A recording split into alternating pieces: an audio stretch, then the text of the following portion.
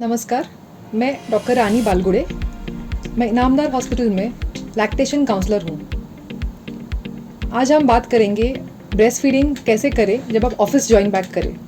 आज की 21वीं सदी में जब महिलाएं घर से बाहर कदम रखती हैं और अपना करियर बनाती हैं, चाहे वो सर्विस सेक्टर हो या तो फिर उनका कोई बिजनेस हो, हम इसके साथ ही घर की जिम्मेदारियाँ भी निभाते हैं।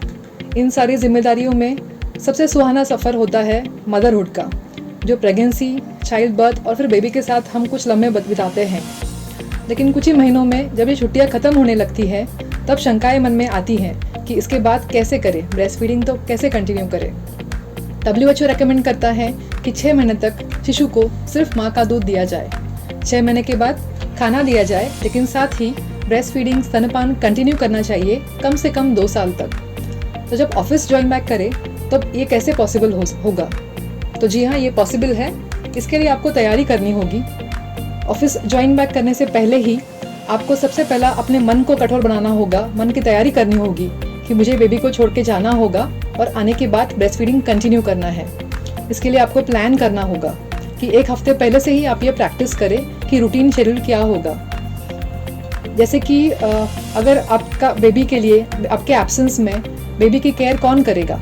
अगर आपके पति घर में है या तो कोई फैमिली मेम्बर घर में है जो बेबी की केयर करेगा, आपको उनको सिखाना होगा, ट्रेन करना होगा, प्रैक्टिस कराना होगा कि बेबी को फीड कैसे दे। आपके एम्प्लॉयर से आप बात कर सकते हैं कि क्या आपको छोटे ब्रेक मिल पाए कि आप घर पे आके ब्रेस्ट फीड करें। आप ये भी चेक कर सकते हैं कि आपके ऑफिस में कोई डे केयर सेंटर है या फिर घर के आसपास कोई डे केयर सेंटर है जहाँ पे आप बेबी को रख पाए और बीच में जाके ब्रेस्ट फीड कर पाए। आप ये भी देख सकते हैं कि ऑफिस में कोई पंपिंग रूम है क्या, या फिर कोई प्राइवेट रूम है जहाँ पे आप दूध निकाले। आप हैंड एक्सप्रेशन कर सकते हो या तो पंप भी कर सकते हो। तो कोई पंपिंग स्टेशन है या तो फिर फ्रिज का अवेलेबिलिटी है कि आप दूध निकाल के उसमें स्टोर कर सके एज पर गाइडलाइंस। क्योंकि मिल्क सप्लाई जितना हम निकालते हैं उतना बनता है। तो अगर बेबी घर पर है और आप ऑफिस में है, ऑफिस में आप 8-10 घंटे है और अगर मिल्क नहीं निकाल पाए तो ये सप्लाई कम होगा। इसलिए आपको ये सप्लाई मेंटेन करने के लिए दूध निकालना होगा। इसकी फ्रीक्वेंसी आप अपने बेबी के फीडिंग फ्रीक्वेंसी से मैच कर सकते हैं। जैसे कि अगर बेबी आपके एब्सेंस में 3 बार फीड लेता है तो आपको 3 बार दूध निकालना है। ये दूध आप निकाल के स्टोर कर सकते हैं आइस पैक में, फ्रिज में, और वापस घर पे ला सकते हैं। जब आप घर पे वापस आती हैं तो आप बेबी को ब्रेस्ट फीड कर सकते हैं। जब आप ऑफिस जाती हैं तब ये जो स्टॉक है आपका फ्रिज में रखा हुआ, ये आप बेबी के लिए फीड के लिए यूज़ कर सकते हैं आपके एब्सेंस में। जब ऑफिस आपको जाना होगा, शुरू करना होगा, उससे पहले ही आप ये स्टॉक मेंटेन भी कर सकते हैं। फॉर एग्जांपल 1 हफ्ते पहले से अगर आपने पंपिंग शुरू किया तो ये दूध आप आपके एब्सेंस में यूज़ कर सकते हैं अगर बेबी सिर्फ आपके दूध पर है।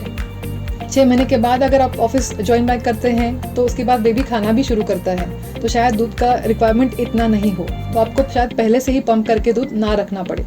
आप ये भी सोच के कर सकते हैं कि आपको अगर ऑफिस ज्वाइन बैक करना हो तो आप मिड वीक ज्वाइन करें। जैसे कि बुधवार या गुरुवार को आप ज्वाइन करें ताकि आपको संडे का छुट्टी जल्दी मिले, आपको एक ब्रेक जल्दी मिले। जब आप ऑफिस ज्वाइन बैक करती हैं तो शायद पहला दिन आपके लिए बहुत कठिन हो, इमोशनली बहुत ये डिफ़िकल्ट हो जाए आपके लिए बैलेंस करना ऑफिस की रिस्पॉन्सिबिलिटीज़ और बेबी के बारे में आपके ख्याल आते रहेंगे।